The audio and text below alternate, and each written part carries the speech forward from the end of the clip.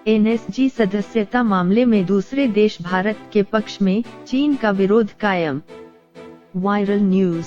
ज्यादातर देश जो अब तक भारत के खिलाफ थे वो समर्थन में आते दिख रहे हैं, लेकिन चीन ने इन सब से इतर अपनी राय बनाए रखी है। चीन नहीं चाहता कि भारत NSG में शामिल हो।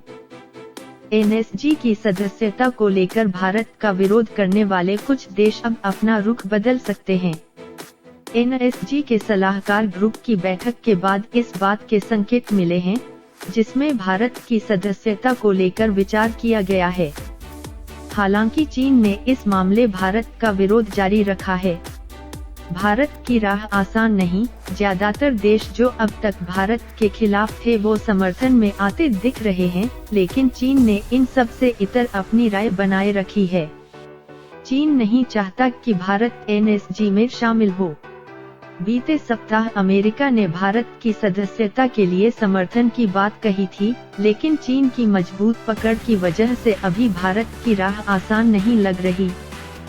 2 बार जर्मनी जाएंगे मोदी। जर्मनी के विदेश सचिव मार्कस एडरर ने अपने भारतीय समकक्ष S जयशंकर से मुलाकात की और दोनों देशों के संबंधों की मुख्य बातों को लेकर चर्चा की।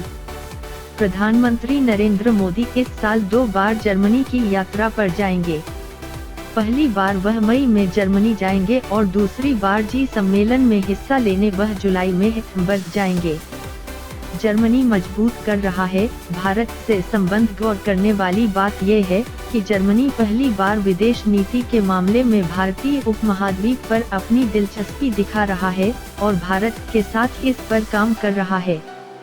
S जयशंकर इस सप्ताह श्रीलंका में होने वाली एक मुलाकात के दौरान जर्मनी के शीर्ष राजनयिकों को संबोधित करेंगे। जर्मनी का मुख्य फोकस मोदी सरकार की महत्वाकांक्षी योजनाओं पर है। इनमें ऊर्जा, smart city, connectivity, clean Ganga, शिक्षा सुधार और रेलवे को महत्व दिया गया है। जर्मनी के साथ संबंध गहरे होने से भारत को NSG के लिए फायदा मिल सकता है।